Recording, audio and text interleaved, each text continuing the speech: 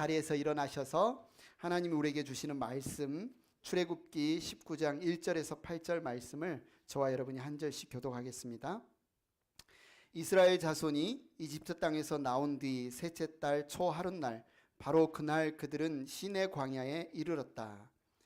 그들은 르비딤을 떠나서 시내 광야에 이르러 광야에다 장막을 쳤다. 이스라엘이 그곳 산 아래에 장막을 친 다음에 모세가 산으로 올라가 하나님께로 가니 주님께서 산에서 그를 불러서 말씀하셨다. 너는 야곱 가문에게 이렇게 말하여라. 이스라엘 자손에게 이렇게 일러주어라. 너희는 내가 이집트 사람에게 한 일을 보았고 또 어미 독수리가 그 날개로 새끼를 업어 나르듯이 내가 너희를 인도하여 나에게로 데려온 것도 보았다. 이제 너희가 정말로 나의 말을 듣고 내가 세워준 언약을 지키면 너희는 모든 민족 가운데서 나의 보물이 될 것이다. 온 세상이 다 나의 것이다. 그러므로 너희는 내가 선택한 백성이 되고 너희의 나라는 나를 섬기는 제사장 나라가 되고 너희는 거룩한 민족이 될 것이다. 너는 이 말을 이스라엘 자손에게 일러 주어라. 모세가 돌아와서 백성의 장로들을 불러 모으고 주님께서 자기에게 하신 이 모든 말씀을 그들에게 선포하였다. 모든 백성이 다 함께 주님께서 말씀하신 모든 것을 우리가 실천하겠습니다 하고 응답하였다. 모세는 백성이 한 말을 주님께 그대로 말씀드렸다. 아멘. 이 자리에 앉으시기 바랍니다. 여러분은 미국인이세요? 한국인이세요? 여기 보면 미국인들 많이 계시죠? 한 집에 미국인하고 한국인이 같이 사시는 분이 계시고 아직 저처럼 영주권자들은 한국 투표도 하실 수 있고 그런 이제 시리즌을 되신 분들이 미국인이신데 아이덴티티라는 말이 있습니다. 아이덴티티. 이 단어는 아마 심리학이나 사회학에서 나온 단어인데 이 아이덴티티라는 영어를 한글로 어떻게 번역을 해야 될까? 한국 사람들이 애를 먹었습니다. 아이덴티티. 그래서 이제 번역한 말이 정체성 뭐 이렇게 우리가 정체성이라는 단어를 최근에는 많이 쓰지만 과거에는 그렇게 많이 쓰는 단어는 아니었어요. 이 아이덴티티를 번역하다 보니 뭐 이거를 우리는 뭘로 번역을 해야 할까? 나의 나됨? 나의 나됨? 여러분은 여러분이 어떤 존재라고 아이덴티티 여러분의 정체성을 설명을 하겠습니까? 대부분 여기에서 국적이 분명한 분들이 계시지만 아이덴티티가 불확실해서 힘들어하는 친구들이 있어요. 아마 우리의 자녀들도 그 중에 해당되지 않나 봅니다. 분명히 태어날 때는 한국에서 태어난 우리 시온이만 해도 4살 때 미국에 건너와서 1.5세 이상, 7.75세 이상 바나나라고 이렇게 불리기도 하죠. 겉은 한국인인데 속은 미국 교육을 받고 자라면서 그러면 나는 한국인인가? 나는 미국인인가? 그보다 조금 더 이제 힘들 경우에 이제 두 인종이 결혼해서 이제 사는 경우에 자녀들은 더 이렇게 하는 경우도 있고 그 중에서 또 입양아 같은 경우에는 한국인들도 미국에 많은 입양아들이 왔지만 분명히 생긴 것은 아시안인데 부모는 미국 백인인데 아빠 엄마는 백인이고 나는 아시안. 이렇게 자라갈 때 어렸을 때 나의 정체성은 과연 무엇일까? 뭐 이런 이제 고민들로 힘들어하는 경우가 있습니다. 미국의 유명한 사업가이자 인기 방송인 중에 마커스 레모니스라는 사람이 있는데 이분이 입양아예요. 레바논에서 미국으로 입양 온 분이에요. 미국 가정에 입양이 돼서 어린 시절을 보냈는데 어린 시절에 이 정체성의 혼란 때문에 많이 힘들었다고 합니다. 친구들보다 우리 부모님이 나이가 많아.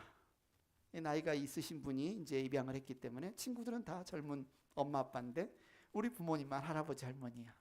여기 있고 또 얼굴 색깔이 또 달라. 피부 색깔이 달라요. 그래서 부모가 나이가 너무 많은 것, 입양된 것. 어렸을 때 이것 때문에 아이덴티티. 나는 누굴까? 나는 어디에 속해 있을까? 많이 힘들었다고 합니다. 그런데도 감사하게도 이분이 이런 정체성 혼란을 극복하고 그런 상황에 있는 분들을 많이 돕고 사회에 그늘진 분들, 소외된 분들 그 마음을 알기 때문에 그들을 많이 돕는 일을 한다고 합니다. 우린 코리안 아메리칸이라는 정체성이 있지만 오늘 이 자리에 우리가 모인 것은 그보다 더 중요한 정체성 뭡니까? 그리스도인, 그죠? 하나님의 백성, 그리스도인 크리스찬, 하나님의 백성이라는 정체성이 있습니다. 그러면 우리가 그리스도인이란 정체성을 우리가 분명하게 갖지 못하면 사실 우리의 시민권은 하늘에 있는데 마치 우리가 그냥 이곳에 속한 미국인, 한국인이라는 이 국적이 나의 전부 정체성이라고 생각한다면 우리 혼란을 일으킬 수밖에 없어요. 이 성경에서 하는 말과 우리가 실제 믿고 생활하는 바가 많이 틀리면, 괴리가 있으면 어떻게 살아야 되지? 정체성이 혼란이 있을 수밖에 없습니다. 그래서 오늘 우리가 이 출애굽기를 통해서 이스라엘의 정체성의 이야기를 우리가 나누겠는데 어떤 분은 그렇게 생각할 수도 있어요. 이스라엘 이야기, 이스라엘 역사 이야기 아닌가? 왜 우리가 알아야 되지? 알아야 됩니다. 아담의 이야기는 우리의 이야기로 연결이 되고요. 아브라함의 이야기는 우리의 이야기로 연결이 되고요. 오늘 출애굽기 19장에 나오는, 출애굽기 전체에 나오는 이스라엘의 이야기는 우리의 이야기로 연결이 돼요. 밀접하게 연결이 돼요. 그냥 이 어느 먼 나라의 역사 이야기가 아니라 내 이야기예요. 여러분의 이야기예요. 그래서 오늘 이 이야기를 우리가 잘 알아야, 이해를 해야 우리의 정체성, 아이덴티티를 분명히 할 수 있습니다. 오늘 이야기는 약속했던 것이 성취되는 어떤 장면입니다. 출애굽기 3장에 보면 미디안 광야에서 양을 치던 모세가 어느 날 호렙산에 한 떨기나무가 막 불타는 것 같은데 그대로 있는 것을 보고 궁금해서 갔다가 하나님을 만납니다. 하나님이 모세를 부르죠. 모세야, 모세야. 예, 제가 여기 있습니다. 누구십니까? 이리로 가까이 오지 말라. 네가 선 곳은 거룩한 땅이니 내 발에서 신을 벗어라. 나는 네 조상의 하나님, 아브라함의 하나님, 이삭의 하나님, 야곱의 하나님이라. 내가 너를 이집트에서 고통을 겪는 내 백성들에게 보내노니 가라. 내가 너와 반드시 함께 있으리라. 네가 그 백성을 인도하여 낸 후에 너희가 이 산에서 하나님을 섬기리니, 하나님을 섬기리니 이것이 내가 너를 보낸 증거가 될 것이다. 이게 출애굽기 3장에 나와요. 그리고 오늘은 언제예요? 19장. 이 약속이 성취되는 현장이 오늘 말씀입니다. 정말 기적적으로 이루어진 거죠. 양치는 목동이 남자 장정만 60만, 당대 최고의 대제국 이집트에서 이스라엘 사람 200만, 그와 함께하는 다양한 민족들을 이끌고 지금 시내산에 나와서 하나님 앞에 선 이 기적적인 일이 실제로 이루어진 겁니다. 오늘이 언제냐? 오늘 보면 1절을 보니까 이스라엘이 이집트를 떠난 지 셋째 달이 된다. 그러니까 이제 첫째 달하고 셋째 달이 이렇게 맞물려 있을 수 있잖아요. 그러니까 날수로 계산을 해보면 총 한 45일쯤 됩니다. 셋째 달, 첫째 달, 둘째 달, 셋째 달이 일수가 물려 있기 때문에 한 45일쯤, 그러니까 그날 밤 우리가 지난주에 나눴던 죽음의 일들이 일어났던, 이집트의 장자들이 죽었던, 그러나 어린 양의 피로 이스라엘 사람들은 구원을 받았던 그날 밤으로부터 한 45일쯤 지난 날이 오늘입니다. 어디에 있어요? 2절에 보니까 그들은 르비딤이라는 지역을 떠나서 시내 광야에 이르렀다. 시내 광야에 인구가 많잖아요. 200만이나 되니 얼마나 많겠습니까? 넓은 평지에 이 천막을 세우고 그곳부터 한 10km쯤 떨어지고 높이는 한 2000m가 넘는 시내산 꼭대기로 모세 혼자 지금 하나님 부르셔서 올라갑니다. 그래서 3절에 보니까 모세가 산으로 올라가 하나님께로 가니 주님께서 산에서 그를 불러 말씀하셨다. 산에서 사람들이 산으로 올라오고 산에서 말씀을 가르치고 신약 성경의 어떤 부분하고 많이 비슷하죠. 예수님의 산상수훈 장면, 그죠? 예? 하나님의 말씀을 예수님이 받아서 그곳에 앉은 사람들에게 우리가 팔복이라고 불리는 말씀을 전하는 그 장면과 많이 비슷합니다. 모세가 그 산에 불려 올라갔고 하나님이 모세에게 말씀하죠. 나는 야곱 가문에게 이렇게, 너는 야곱 가문에게 이렇게 말하여라. 이스라엘 자손에게 이렇게 일러주어라. 하나님은 모세에게 말하고 모세에게 말한 것이 아니라 일러주어라. 이스라엘 사람들에게 하는 말인데 여기서 특이한 표현이 있어요. 뭐라고 말하냐면 너는 야곱 가문에게 이렇게 말하라 하고 그럼 그 다음에도 야곱 가문에게 이렇게 일러주어라 해야 되잖아요. 근데 너는 야곱 가문에게 이렇게 말하고 이스라엘 자손에게 이렇게 일러주어라. 왜 이렇게 이야기를 할까요? 야곱이면 야곱, 이스라엘이면 이스라엘 이렇게 쓰면 되지. 왜 야곱 가문이라는 말을 쓰고 이스라엘 집이라는 말을 쓰고. 우리가 1월 달에 나눴던 창세기 말씀 기억나십니까? 야곱이 야복 강가에 이르렀을 때는 야곱이었죠. 그죠? 속이는 자, 거짓말하는 자, 자기의 장자권을 위해서 형도 속이고 아버지도 속이고 자기 외삼촌도 속였던 자. 밤새 씨름하죠. 밤새 기도로 씨름하죠. 그런데 새벽이 이를 때쯤 하나님이 너는 이제 더 이상 야곱이라고 하지 말고 뭐라고 해라? 이스라엘이라고 해라. 그 강을 건너면서 야곱을 이스라엘 되게 하신 그 하나님. 하나님이 왜 이 단어를 여기서 쓰셨을까? 야곱 가문을 이제 뭘로 바꾸시겠다는 거예요? 이스라엘로. New identity. 새 이름을 주신다는 것은요. 새 사람이 되게 하시는 거예요. 아브람을 아브라함으로, 사레를 사라로, 시몬을 베드로로 이름을 주실 때는 하나님이 그들에게 새로운 뉴 아이덴티티, 정체성을 주시는데 오늘 하나님이 지금 이집트의 종되었던 자들을 시내산으로 불러서 새로운 정체성을 주시겠다. 지금 이 의지를 가지고 언약을 맺으시는 장면이 바로 오늘 이 장면입니다. 그래서 이스라엘 민족은요. 이 본문을 너무너무 영적인 고향 같은 곳이에요. 그러지 않겠습니까? 다시 태어난 곳이에요. born again 한 곳입니다. 얼마나 소중한 이야기겠습니까? 하나님이 이스라엘과 언약을 맺으십니다. 5절에 보면요. 이제 너희가 정말로 나의 말을 듣고 내가 세워준 언약을 지키면. 언약이란 단어가 성경에 굉장히 많이 나와요. 이건 한글로 번역해서 언약이고 영어로는 covenant라고도 하고 타이스트먼트라고도 하고. 그래서 이 성경을 뭐예요? 한마디로 말하면 언약책입니다. 그죠? Old Testament 뭡니까? 구약. New Testament 뭐예요? 신약. 그러니까 성경은 두 언약으로 되어 있는 거예요. 옛 언약과 새 언약. 예, 두 언약. 그런데 오늘 말씀에 보면요.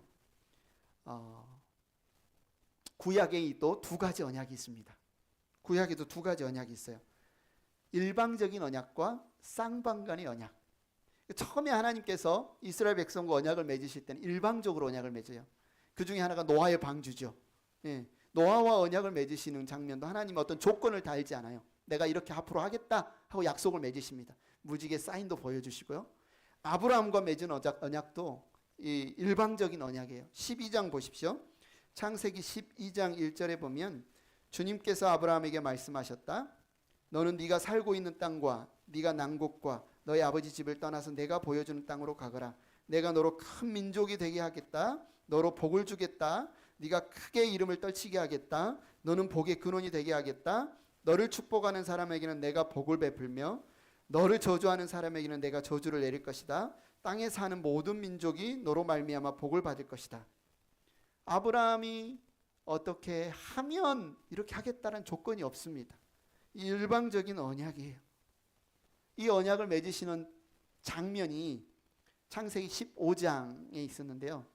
당시에 인간 어떤 이 당시에 고대 사람들이 언약 약속을 맺으면요. 우리는 보통 애들은 뭡니까? 예, 손을 이렇게 하거나 아니면 집 계약할 때는 양쪽에 이 계약서를 두 개를 맞물려서 도장을 같이 찍죠. 그래서 같은 도장이 양쪽에 이렇게 물려 있어서 이게 하는데 이 당시는 어떻게 했냐면 짐승을 하나 양이든 뭐 짐승을 하나 잡아서 절반으로 쪼갭니다. 그리고 이렇게 벌립니다. 그래서 둘이서 계약한 두 당사자가 그 짐승을 쪼갠 그 사이를 지나갑니다. 무슨 뜻이냐면 우리가 맺은 이 언약을 어기면 나도 이렇게 되겠다. 다짐하는 거예요. 사인하는 거예요. 그런데 하나님이 아브라함과 언약을 맺으면 당대의 어떤 사람들의 사례를 하면 아브라함과 하나님이 같이 지나가야 되잖아요. 근데 하나님만 지나가세요. 하나님이 반드시 언약을 지키시겠다는 거예요. 일방적인 언약이에요. 내가 너로 복을 주겠다. 큰 민족이 되게 하겠다. 뭐 땅을 주겠다. 하나님이 일방적인 언약을 주시는 거예요. 내가 그렇게 하겠다. 약속할게. 그런데 오늘 출애굽기 19장 이후에서부터의 언약은 쌍방간의 언약이 돼요. 오늘도 5절에 뭐라고 이야기합니까? 이제 너희가 정말로 나의 말을 듣고 내가 세워준 언약을 지키면 하고 너희는 이런 아이덴티티를 갖게 될 거야. 너희는 이런 사람으로 내가 만들 거야. 세울 거야. 이렇게 약속을 하십니다. 5절만 보면 그러니까 마치 이제는 드디어 동등한 두 존재가 계약을 한 것처럼 보이지만 아니에요. 오늘 말씀도 사실은 아니에요. 사실은 아니에요. 사실은 은혜예요. 오늘 하고 싶은 말씀이 사실은 그겁니다.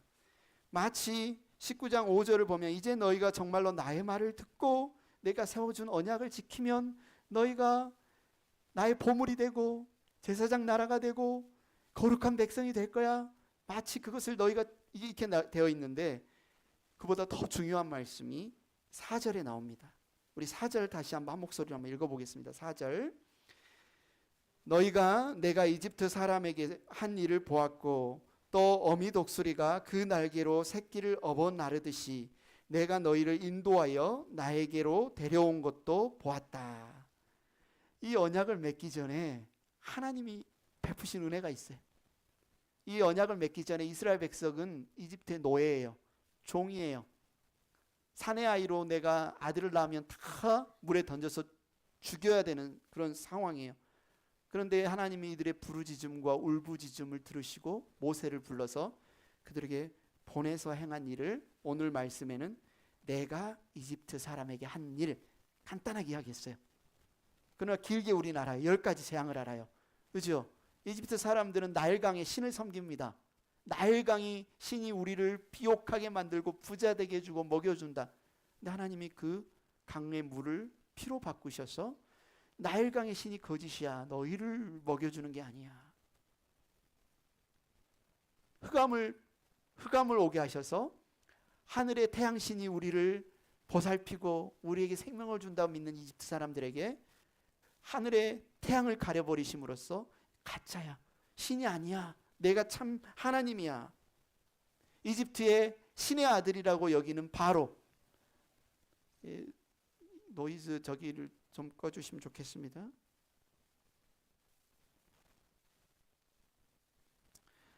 바로가 신의 아들이라고 믿었거든요. 그런데 10번째 재앙, 바로의 아들을 죽이심으로 장자를 죽이심으로써 바로도 신이 아니다. 참 신은 누구예요? 하나님만이 참 하나님이다. 강의 신, 하늘의 신, 뭐 이거 다 거짓이다. 이집트 사람들에게 보이는 겁니다. 하나님이 참 하나님인 것을. 이것을 하나님은 지금 이스라엘 사람들 내가 이집트에 행한 일 너희 보았지? 보았지? 이렇게 하나님은 이집트를 심판하셨지만 이스라엘은 어떻게 하셨대요? 독수리의 날개로 새끼를 업어 나르듯이 내가 너희를 인도하여 나에게로 데려온 것도 보았다. 이렇게 이야기를 하고 있습니다. 이 말씀을 신명기 32장 11절 12절은 좀 더 자세하게 이렇게 이야기해요. 마치 독수리가 그 보금자리를 뒤흔들고 새끼들 위에서 퍼덕이며 날개를 펴서 새끼들을 받아 그 날개 위에 업어 나르듯이 주님께서만 홀로 그 백성을 인도하셨다. 다른 신은 옆에도 있지 않았다. 오늘 본문 4절에 보면 독수리가 그냥 새끼를 날개 위에 올려가지고 다른 곳으로 옮겼나 보다. 하나님이 이스라엘 백성을 이집트에서 이끌어낸 것을 그렇게 표현했나 보다. 이렇게 이해할 수 있지만 신명기 말씀에 보니까요. 독수리가 뭐 한대요? 새끼 위에서 날개짓을 한대요. 여러분 독수리 날개가 얼마나 긴 줄 아세요? 거의 한 3m는 된대요. 펴면 얼마나 넓은지 몰라요. 그 큰 날개로 산꼭대기에 보통 독수리가 집을 짓는데 가로 한 지름 2.7m 정도의 큰 보금자리를 짓고 그 어떤 나뭇가지 이걸로 만든 이 무게를 재면 거의 뭐 2톤쯤 된다고 해요. 얼마나 큽니까? 그 위에서 독수리가 자기 새끼 위에서 큰 날개짓을 하면 새끼들이 어떻게 그 바람에 그 산꼭대기에서 옆으로 떨어지는 겁니다. 어미가 새끼를 왜 이렇게 괴롭히죠? 죽이려고 하는 걸까요? 그 너풀거리는 바람에 새끼가 떨어지면 거의 이제 땅에 부딪히면 머리가 깨져서 다리가 부러져서 죽겠죠. 그때까지 새끼는 어떻게 할 것 같아요? 살고 싶어서 죽을 힘을 다해서 날개짓을 하는 겁니다. 죽을 힘을 해서 날개짓을 해요. 근데 첫 번째 날개짓은 날지 못해요. 거의 떨어질 때쯤 독수리가 어떻게 해요? 날개 위로 새끼를 올려서 다시 꼭대기에 올라갔다 다시 또 떨어뜨립니다. 그러면 또 어때요? 독수리가 죽을 힘을 해서 날개짓을 합니다. 그러면서 지금 뭐가 길러지는 거예요? 나는 법을 배우는 거예요. 어디까지? 어미 독수리가 나는 것처럼 날 수 있을 때까지 이렇게 훈련시키는 거예요. 시속 180km 속도로 나릅니다. 독수리가. 거리는 90km까지 날아갈 수 있어요. 이게 독수리 훈련법입니다. 여러분 찬송가 중에 여러분도 독수리 날개침 같이 찬양 좋아하시나요? 앙망하여 올라가 올라가. 하나님은 우리에게 당신이 어미 독수리와 같다고 말씀하시고 우리는 아기 독수리와 같다고 말씀하시고 우리를 어떻게 훈련하시겠다? 독수리처럼 훈련하시겠다. 여러분 이스라엘 백성을 이집트 땅에서 400년 동안 노예 생활했습니다. 그들이 압제를 받고 핍박을 받고 그 이스라엘의 압제와 핍박 때문에 이제 어디로 나와요? 하나님을 의지하고 하나님을 찾고 하나님을 신뢰하며 나오는 그 훈련과 연단을 받습니다. 사실 이집트를 떠나서요 가나안 땅까지 한 4일 넉넉 잡아도 일주일이 안 걸립니다. 블레셋 사람들이 사는 해안가 고속도로 같은 길로 가면요 금방 가나안 땅에 들어갈 수 있어요. 근데 하나님이 그 길로 인도하지 않아요. 어디로 인도합니까? 홍해 앞으로 인도합니다. 거친 들로. 그곳에서 독수리의 새끼가 날개짓하며 나는 법을 훈련하는 것처럼 하나님이 나의 하나님이고 내가 그분의 자녀됨을 믿고 어떤 상황에 처하든지 두려워하지 않고 하나님이 참 하나님을 알고 믿도록 연단하는 거예요.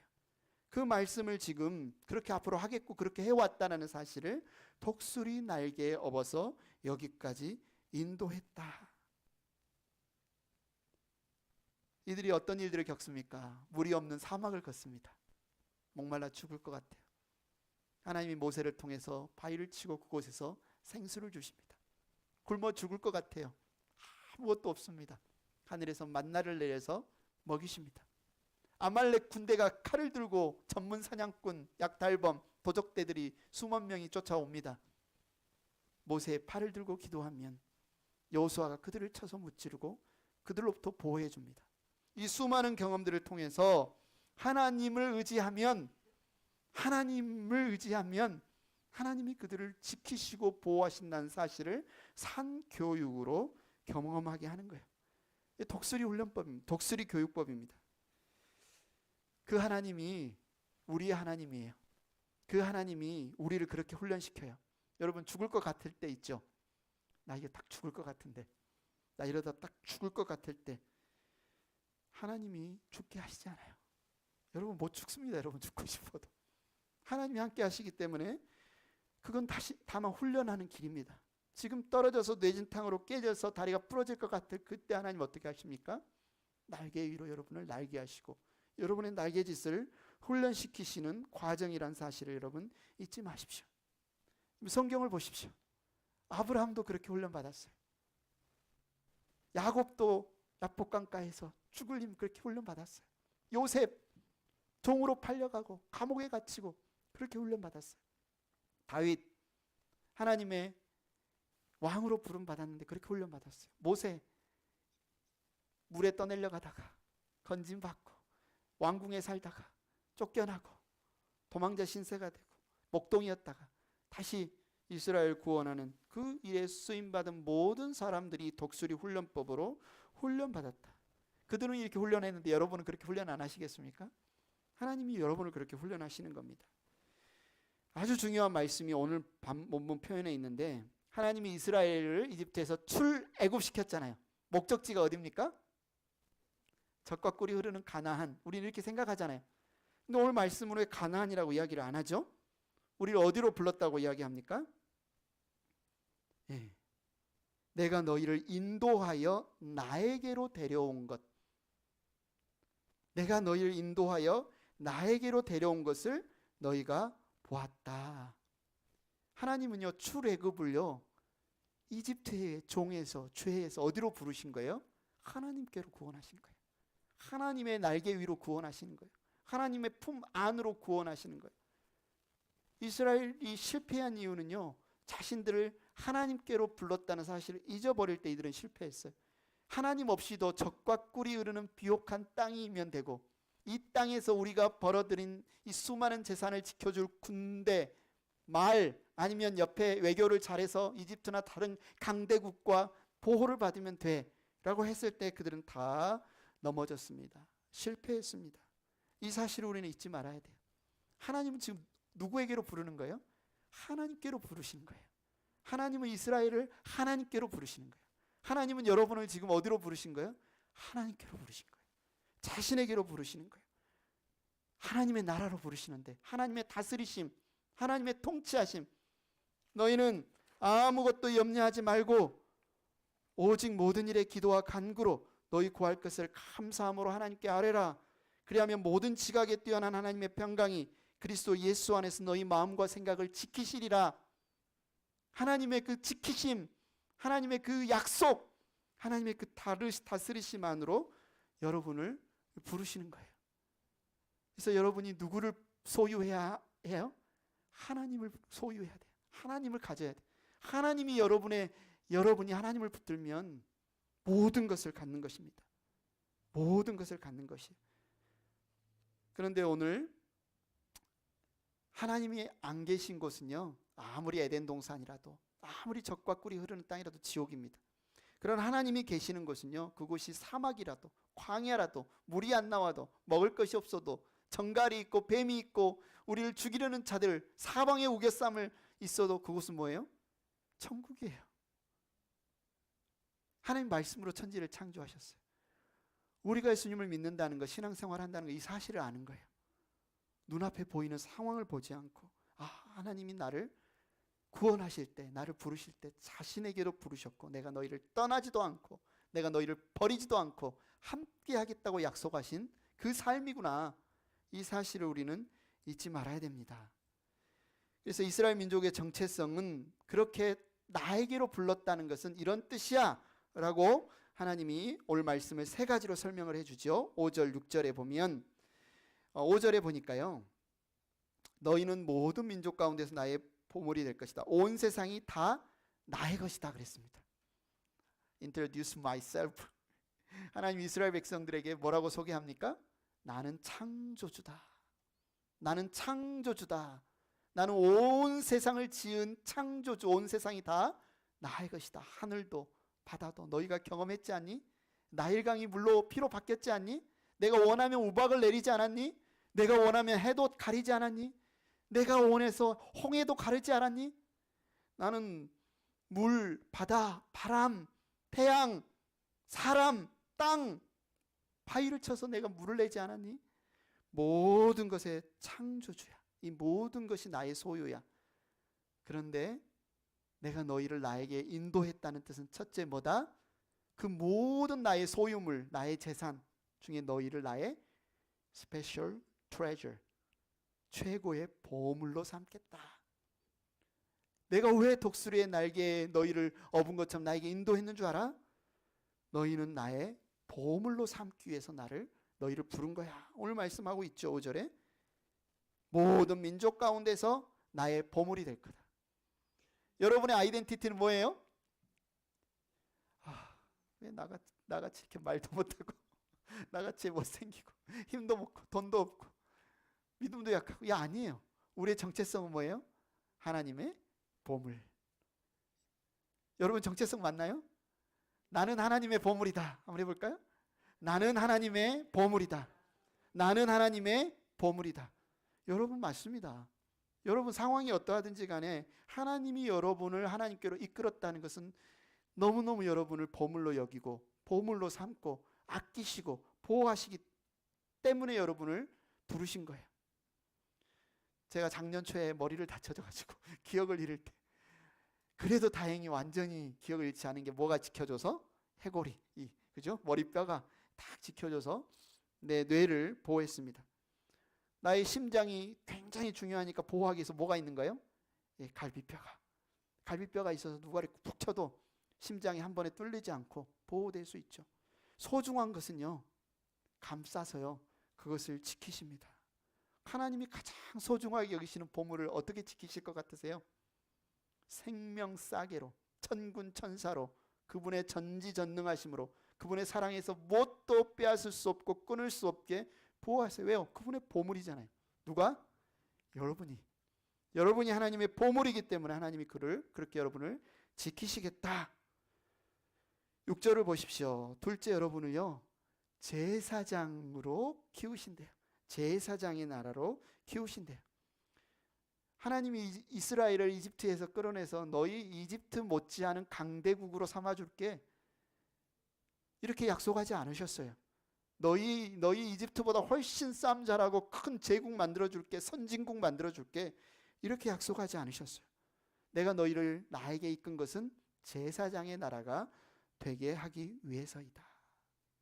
이스라엘 사람 한 명 한 명 다 제사장의 사명을 감당하도록 하나님이 부르시는 겁니다.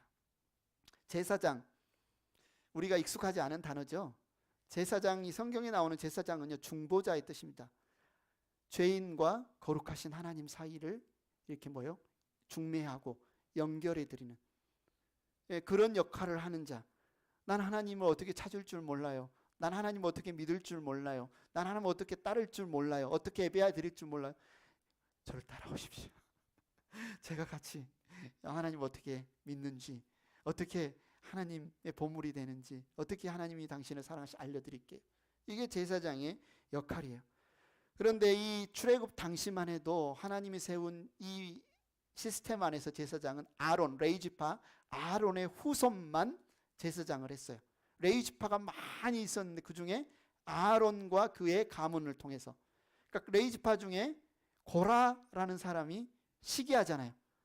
내 형제인데 내 형제 아론만 제사장 될 수 있고 우리는 이렇게 물건 들고 성막 이렇게 짓고 이런 거 해야 돼. 반역을 일으키죠. 수백 명을 모아서. 그러나 하나님이 결국 그들을 지진으로 심판하시고 하나님이 아론을 제사장으로 선택하신 것을 온 이스라엘 백성 앞에 보이십니다. 무슨 뜻이에요? 제사장이 굉장히 중요한 특권이라는 사실이에요. 그래서 대제사장만 1년에 한 번씩 성막, 지성소에, 언약궤 하나님을 뵙는 지성소에 1년에 한 번 들어갈 수 있는 특권이 대제사장에게 있었어요.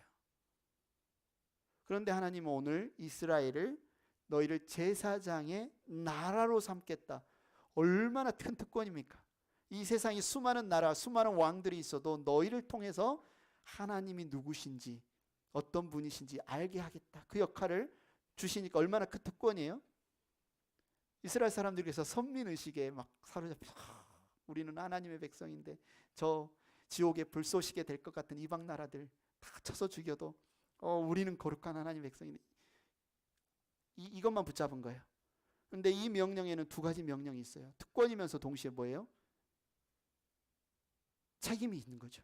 제사장이라는 것은요, 자기만 제사장 타이틀만 있으면 되는 게 아니라 모르는 사람들에게 역할을 감당해야 되는 거예요. 하나님이 지금 내가 너희를 제사장의 나라로 삼겠다는 것은 명령이에요. 너희 다른 나라들을 하나님께 이끄는 사명 감당해. 너희 다른 나라들에게 하나님께 영광 돌리는, 하나님이 이집트에서 너희를 이끌어서 광야에서 너희를 보호해서 가나안 땅으로 너희를 이끈 그 하나님인 거 알려줘. 이 사명을 감당하라는 책임이에요. 이걸 잊어버렸을 때 이들이 가나안 땅에서 쫓겨납니다. 바벨론의 포로로 끌려갑니다. 이것은 특권인 동시에 명령입니다. 구약의 이스라엘 백성의 아론 지파가 제사장이었다면 이 오늘 5절 6절 말씀을 그대로 베드로전서 2장 9절에서 가져와서 신약의 제사장은 누구다? 예수 그리스도를 믿은 모든 신자들, 예수 그리스도를 믿는 모든 여러분은 뭐다? 제사장이다. 이렇게 이야기하고 있습니다. 베드로전서 2장 9절을 읽어보겠습니다. 시작. 그러나 여러분은 택하심을 받은 족속이요 왕과 같은 제사장들이요 거룩한 민족이요 하나님의 보물이 된 백성입니다. 그래서 여러분을 어둠에서 불러내어 자기의 놀라운 빛 가운데로 인도하신 분의 업적을 여러분이 선포하는 것입니다. 이 두 가지 있죠. 여러분을 제사장으로 불러주셨습니다. 그 목적은 뭐예요?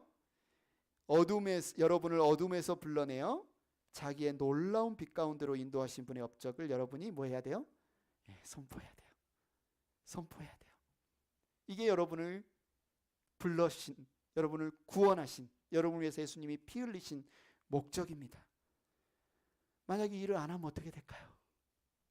나 구원 받았는데 하나님이 나를 불러주셨는데 나 막 자랑하지 않아요. 이 복음을 전하지 않아요. 뭐 어떻게 될까요? 하나님이 우리를 교회되게 하신 목적을 잊어버리는 거예요. 하나님이 우리를 구원하신 목적을 잊어버리는 거예요. 우리 행복한 교회는 베드로전서 2장 9절 말씀을 통해서 우리 모두가 다 누구다? 하나님의 제사장이다 라는 사실을 믿습니다. 우리 모두가 다 예수님의 사역자다 라는 사실을 믿습니다. 예전에 로만 카톨릭은 신부들만, 사제들만 제사장이다, 사역자다 주장했을 때가 있습니다. 성경이 그거하고 틀리잖아요. 그래서 루터의 종교개혁 때 그 일이 일어난 겁니다. 아니다. 모든 크리스찬이, 모든 믿는 자가 다 하나님의 제사장이다. 그래서 프로테스탄트, 개신교 이거 나온 거 아닙니까? 성경대로 돌아가자. 성경대로 돌아가자. 그런데 오늘날 만약 누군가가 목사들만 제사장이다, 신학교 나온 사람만 제사장이다, 목회자만 제사장이다 라고 말한다면 다시 이 성경 덮고 그때로 돌아가는 거예요. 사실이 아니죠. 여러분 한번 따라해 볼까요? 나는 하나님의 제사장이다. 나는 하나님의 제사장이다. 나는 예수님의 사역자다. 나는 예수님의 사역자다. 예, 여러분의 아이덴티티예요. 여러분 잊어버리지 마십시오. 그래서 우리가 목적이 이끄는 양육 성경 공부를 통해서 우리 아이덴티티를 다시 이렇게 배워가는 시간을 갖죠. 나는 하나님의 가족이다. 첫 번째, 그죠? 나는 자라가는 자. 날마다 주님 앞에까지 자라가도록 하나님 나를 부르셨다. 세 번째, 하나님이 내게 은혜를 주시고 생명을 주시고 은사를 주시고 능력을 주시는 것은 다른 사람을 섬기기 위해서다. 여러분, 이스라엘이 제사장 나라라는 것은요, 하나님의 구원이 그들 자신을 위해 베푸신 게 아니라는 말이에요. 하나님이 구원하기를 원하신 그 누군가를 위해 미리 예비한 존재라는 뜻이에요. 저와 여러분도 마찬가지입니다. 하나님이 왜 우리를 이 땅에 만드셨을까요? 하나님이 왜 우리를 구원해 주셨을까요? 하나님이 왜 우리를 이 자리에 불러주셨을까요? 여러분에게 주신 경험, 능력, 은사, 이 모든 것들을 통해서 제사장의 역할을 감당하게 하려고 예수님의 사역자로 여러분을 삼으시기 위해서 부르시는 겁니다. 그래서 여러분 행복한 교회 나오신 이상 나는 예수님의 사역자구나. 나는 하나님의 제사장이구나. 이 사실을 잊지 마십시오. 아브라함을 하나님이 부르신 이유는요, 복의 근원이 되게 하시는 거예요. 처음부터 그 계획이 있어요. 나중에 아브라함이 믿음이 좋아지면 시켜야지가 아니에요. 처음 아브라함을 선택할 때부터 너를 이 세상의 복의 근원으로 삼아야지. 하나님이 사도 바울을 부를 때도 마찬가지예요. 사도 바울이 죄인이어서 불쌍해서 너 구원해서 천국 가게 하셔야지, 이 목적으로만 부르신 게 아니라 이방인의 빛으로, 이방인의 사도로 삼기 위해서 처음부터 사도 바울을 택하신 겁니다. 베드로 마찬가지죠. 베드로를 부르신 목적도 사람을 낚는 업으로 부르시기 위해서. 저와 여러분 다 그 하나님의 뜻 안에 있습니다. 첫째, 우리는 하나님의 보물이다. 둘째, 나는 하나님의 제사장이다. 셋째, 우리는 하나님의 거룩한 백성이다. 거룩한 백성이다. 6절에 보니까 이 거룩이란 단어가 나와요. 카도시라는 히브리어인데요. 사실 이것은 따로 구별한 거예요. 따로 이렇게 떼어놓고 따로 구별한다는 뜻이에요. 야곱을 어떻게 구별했어요? 이스라엘로. 다 야곱은 누가 똑같았어요? 라반하고도 똑같았고요. 당시에 살았던 그 근방에 모든 사람과 야곱의 차이가 없었어요. 사기꾼이었어요. 거짓말쟁이였어요. 어떻게 돈을 버는 방법을 알았고 어떻게 남의 것을 빼앗는 방법 알았어요. 그런 야복강가에서 하나님이 구별해요. 거룩하게 만들어요. 야곱을 뭐가 되게 하십니까? 이스라엘이 되게 하신 거예요. 이게 뭡니까? 은혜예요. 야곱이 그때 무슨 갑자기 말투가 바뀌었거나 갑자기 착해졌거나 갑자기 뭐 선한 공로를 많이 쌓아서 야곱이 이스라엘 바뀐 거 아니잖아요. 하나님이 구별하셨어요. 하나님이 거룩하셨어요. 근데 이스라엘 백성들이 언제 거룩하라는 명령을 받으셨는지 아세요? 우리 같으면, 우리 생각 같으면 너 저기 지옥 가지 않고 천국 가고 싶어? 빨리 거룩해져. 이렇게 할 것 같잖아요. 그러니까 어디에요? 6월절 날 밤에 피 바를 때 너희들 빨리 회개하고 빨리 너희들 깨끗하고 거룩해져야 내가 너희들 구원하겠어. 하나님이 마치 이렇게 말씀하신 것처럼 우리는 짐작을 하잖아요. 성경을 찾아보십시오. 그때 그런 명령을 했나요? 지난주에? 2가지 명령밖에 안 했잖아요. 양을 잡아라, 문지방에 발라라, 그날 밤 절대 아무도 밖으로 나오지 마라. 2가지 명령밖에 없었어요. 거룩은요, 우리를 구원하신 하나님의 전제 조건이 아니에요. 하나님 언제 우리를 부르셨어요? 우리가 죄인 되었을 때. 우리가 죄인 되었을 때. 우리가 수치스럽고 부끄럽고 악하고 감히 하나님 앞에 나아가지 못한 죄인이었을 때, 그래서 사단의 종이었을 때, 죄의 노예였을 때, 악했을 때, 내세울 것이 아무도 없을 하나님의 원수였을 때 어린 양의 피로 우리의 죄를 값을 치르고 살려주셔서 이끌어내신 거예요. 그때는 너희 거룩해야 된다라고 명령하지 않으셨어요. 근데 지금 언제 거룩하라고 명령해요? 그들을 이미 구원하셔서 이집트에서 끌어내셔서 하나님의 자녀 삼으셔서 나는 너희의 하나님이 되고 너희는 나의 백성이다라고 선언하신 후에 이제 너희 내 자녀니까, 거룩하신 하나님의 자녀니까, 내가 거룩하니 너희도 거룩해야 돼. 나와 함께 사귀기 위해서, 나를 통해서 생명이, 나를 통해서 복이, 나를 통해서 이 은혜가 너희에게 흘러넘치는 이 삶을 살기 위해서 너희가 뭐 해야 돼? 구별되어야 돼. 거룩해야 돼. 그래서 오늘 말씀하시는 거예요. 거룩이요, 구원의 조건이 아니라 구원받은 사람의 뭐예요? 라이프 스타일인 거예요. 어디가 먼저 거룩해져야 돼요? 뭐니 해도 마음이 거룩해져야 되겠죠. 예수님 말씀하잖아요. 모든 더러운 것이 어디서 나온다? 마음에서 나온다. 주님, 제 마음을 구별해 주십시오. 제 마음을 거룩하게 해 주십시오. 마음에서 나온 것이 어디로 나가요? 입으로. 여러분, 입을 좀 거룩하게 구별해야 돼요. 아무 말이나 하면 안 됩니다. 근데 내가 아무 말이나 하고 거친 말 안 하고 싶어도 막 나와요. 왜요? 보고 들은 대로 각인이 돼서 나오게 돼 있어요. 뭐 어떻게 구별해야 돼요? 보는 것, 듣는 것을 구별해야 되겠죠. 예, 보는 것, 듣는 것이 나 안에 들어가서 내 마음에 쌓이고 그것이 내 입으로 나옵니다. 이사야에 보면 하나님이 이스라엘을 심판하신 이유가 뭐냐면 너희 손이 피로 가득 묻었기 때문에 그래요. 손도 거룩해야 돼요. 손도 구별돼야 돼요. 우리의 손이 하나님의 의의 병기로 드려져야지 불의의 병기로 드려지면 안 돼요. 그러니까 내 삶 자체가 주님, 사실 우리가 수십 년 동안 죄짓고 살고 수십 년 동안 악하게 살았기 때문에 우리 몸에 인이 박혀서, 그러잖아요. 담배도 피우다가 끊으려고 하면 금단 현상이 막 나타나는 것처럼 이 죄도요, 나는 이미 새 사람, 거룩한 사람이 됐는데요, 내 몸이 죄 짓는 것을 막 기억해서 막 내 손을, 내 눈을, 내 귀를 막 끌고 가려고 할 때가 있어요. 그럴 때 우리는 나는 죽었다, 이미 예수와 함께. 나는 이미 예수와 함께 죽었다. 나는 새 사람이 되었다. 나의 아이덴티티는 죄인이 아니다. 선언하고 내 몸을 의의 병기로 들이시기 바랍니다. 오늘 이 말씀을 듣고 이제 모세를 통해서 전달받은 이스라엘 백성들 7절 8절 한번 읽어볼까요? 시작. 모세가 돌아와서 백성의 장로들을 불러 모으고 주님께서 자기에게 하신 이 모든 말씀을 그들에게 선포하였다. 모든 백성이 다 함께 주님께서 말씀하신 모든 것을 우리가 실천하겠습니다 하고 응답하였다.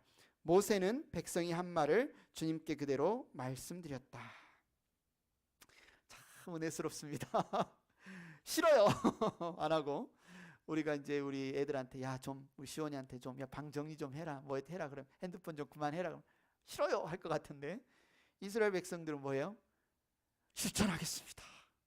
아멘. 자, 그렇게 하겠습니다. 굉장히 은혜스럽죠. 여러분 성경을 읽어보십시오. 40일 후에 실천하겠습니다 했던 이들이 무슨 짓을 벌려요? 금을 모아가지고 금송아지를 만들어 놓고, 이 금송아지가 이집트에서 우리를 건져낸 여호와다, 신이다, 그 앞에 숭배하는 그런 일들이 벌어집니다. 뭐예요? 연약해요. 인간이 악해요. 인간의 힘으로 실천할 수가 없어요. 인간의 힘으로. 그래서 하나님이 뭘 줍니까? 제사법을 알려줘요. 너희들이 약한 줄 안다, 죄 짓는 줄 안다. 그러니까 그럴 때는 양을 잡고 비둘기를 잡고 소를 잡아서 이렇게 용서받아라. 너희의 생명을 살리기 위해서 대신 값을 치르는 존재, 피 흘림이 없은즉 사함이 없다는 존재, 이 원리를 알려주죠. 그리고 이게 구약이에요. Old Testament. 그런데 하나님이 New Testament, 새로운 약속. 하나님이 직접 인간의 몸을 입고 이 땅에 오십니다. 어린 양이 되셔서 단번에 우리의 모든 죄를 지시고 우리와 함께 십자가에 피 흘려 죽으십니다. 그러면서 이제는 뭐가 됩니까? 더 이상 우리가 죄에 팔리지 않고, 더 이상 우리가 사단의 종노릇하지 않고 예수 그리스도와 함께 죽었으니 우리는 예수 그리스도의 그 피로 자유케 된 거예요. 이게 뉴 테이스트먼트, 신약입니다. 우리가 요한복음 생명의 삶 매일 단톡방으로도 보내드리고 큐티 나누고 있죠. 그 말씀에 나누죠. 내가 새로운 보혜사를 보내줄 거야. 그분은 그리스도의 영, 하나님의 영이라 불릴 텐데, 그가 오시면 내가, 예수님이 그러시죠. 예수님이 승천하시면, 하나님 곁으로 가시면 우리에게 성령, 홀리 스피릿, 성령을 보내줄 텐데, 그분이 하시는 일이 여러분을 진리 가운데로 이끄시고, 여러분이 무엇이 죄이고 무엇이 선인지를 깨닫게 해주시고, 그것을, 죄를 미워하고 주님을 사랑할 수 있는 그 능력을 주시고, 그분이 우리를 지키시고 보호하시는 원더풀 카운셀러가 되실 것이다. 그 약속이 사도행전에서 일어나잖아요. 우리는 이스라엘 사람들과 다릅니다. 이스라엘 사람들은 이 성령의 충만함이 없었습니다. 성령의 내주가 없었습니다. 그들은 실천하겠습니다 했지만 실패했습니다. 그러나 우리에게는 누가 계십니까? 성령이 계십니다. 하나님의 영이 계십니다. 여러분이 누구이신지 잊지 마십시오. 하나님이 여러분을 하나님께로 이끄셨고, 여러분을 하나님의 보물 삼으시고, 여러분을 하나님의 제사장 삼으시고, 여러분을 구별하셔서 나의 백성이라고 삼으신 존재가 바로 여러분이란 사실을 잊지 마시고, 이 정체성이 오늘도 내일도 아무것도 염려하지 말고 모든 일에 기도와 간구로 아랠 것을 하나님께 아뢰고, 하나님 그분의 다스리심과 통치가 하신 가운데 참 평안을 누리는 저와 여러분들 되기를 원합니다. 다 같이 앞으로 일어나시고 우리 찬양팀 앞으로 나오셔서 오늘 이 찬양 함께 들었으면 좋겠습니다. 주만 바라볼지라. 하나님이 여러분을 너무너무 사모하시고 여러분을 원하시고 바라보시는 것처럼 저와 여러분이 하나님을 사모했으면 좋겠습니다. 하나님을 사랑했으면 좋겠습니다. 하나님을 바라봤으면 좋겠습니다. 이 찬양 드리겠습니다.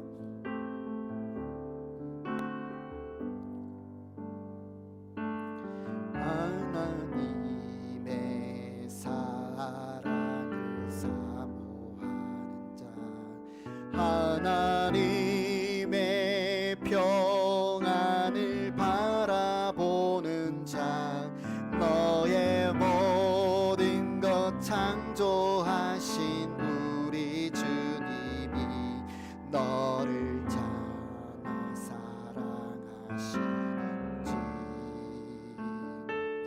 하나님께 찬양과 경배하는 자, 하나님의 선하심을 닮아가는 자, 너의 모든 것 창조하신 우리 주님이 너를 자녀 삼으셨네.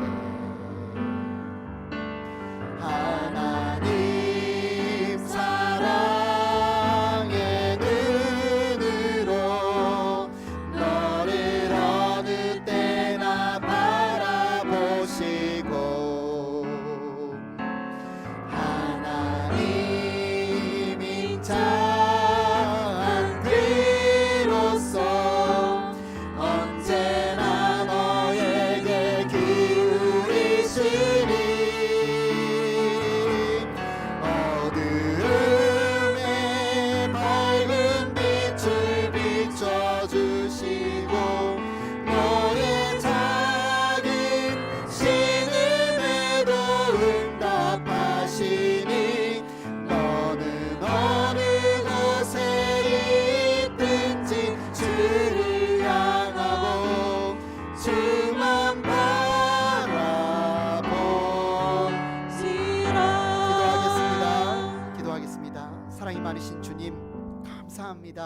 하나님의 은혜로, 하나님의 사랑으로 우리가 이 자리에 왔습니다.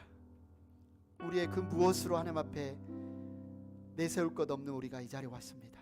우리를 하나님의 보물 삼아주시고 하나님께로 이끌어주시고 하나님의 자녀 삼아주시고 제사장 삼아주시고 거룩하게 구별하여 주심 감사함으로 이 자리에 왔습니다. 우리의 이 아이덴티티 잊지 않고 이 시간 이 예물과 함께 우리의 삶이 주님 안에 있음을 인정하며 올려드립니다. 우리를 통하여 하나님 일하여 주시옵소서. 우리를 통하여 이 아름다우고 기쁜 소식이 우리의 가족 가운데, 우리의 이웃 가운데 선포되어지게 하여 주시옵소서. 우리를 통하여 하나님 영광 받아 주시옵소서. 감사합니다. 예수님의 이름으로 기도합니다. 아멘.